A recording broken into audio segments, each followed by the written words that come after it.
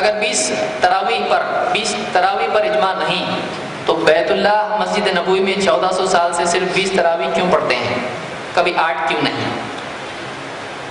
اگر 20 تراویح 20 رکعت تراویح کے بارے میں مسئلہ ہے کہ اگر یہ اس پر اجماع نہیں ہے تو مسجد نبوی میں 1400 سال سے صرف 20 رکعت تراویح کیوں پڑھتے ہیں؟ اگر امام ترمذی کی آپ سنن کھول کے دیکھیں، جامع ترمذی، امام ترمذی نے خود بتلایا کہ مدینہ میں زیادہ 36 رکعت کا معمول تھا، تو مدینہ میں یہ 20 ابھی ہوئی ہیں، ورنہ 36 رکعت کا عام معمول تھا۔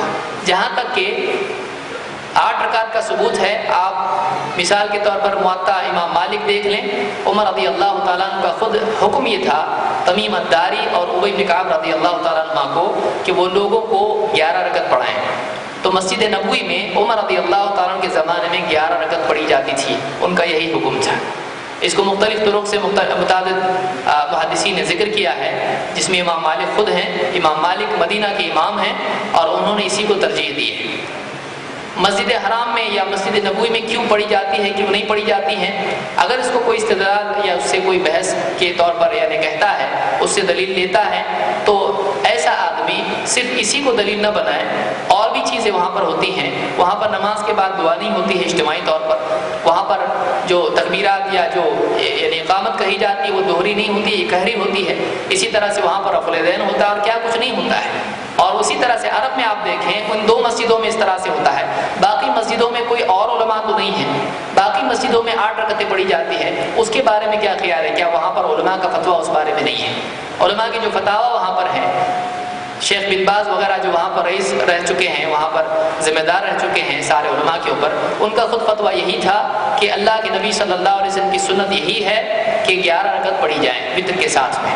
تو کون کیا کر رہا ہے، ہم کو کیا دیکھنا ہے؟ ہم کو یہ دیکھنا ہے کہ اللہ کے نبی صلی اللہ علیہ وسلم اور صحابہ کا کیا عمل تھا۔ ایک طرف یہ دعویٰ کہ اللہ کے نبی کے طریقے پر چل رہے ہیں، نبی سے ثابت ہے، دوسری طرف مسجد حرام والے ایسا کر رہے ہیں ویسا کر رہے ہیں۔ یہ مسلمان کا شعار اور طریقہ نہیں ہے، یہ ان سے پوچھیں۔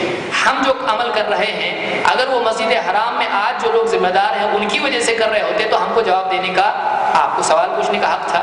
ہم ان کی وجہ سے نہیں کر رہے ہیں، ہم اللہ کے نبی صلی اللہ علیہ وسلم اور صحابہ کی وجہ سے ایسا کر رہے ہیں۔ اس لیے ہماری دلیل یہ ہے، ہماری دلیل مسجد حرام مسجد نبوی نہیں ہے۔ اس بارے میں وہاں کے علماء کا دلیل لی جائے گی، وہاں کے جو حکام ہیں ان کو دلیل نہیں بنایا جائے گا، اس کو یاد رکھیے۔